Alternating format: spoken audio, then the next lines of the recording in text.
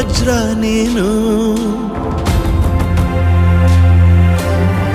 ಬಾಗುವುದು ಭರಸಿಡಿಲು ಎದುರುಗಡೆ ನೀನಿರಲು ಧೈರ್ಯದ ಮುಗಿಲು ನೀನೆ ಕೇಳು ಅಲೆಗೆ ಎದೆಯ ಕೊಟ್ಟು ನಿಲ್ತಾನೆ ಇವನ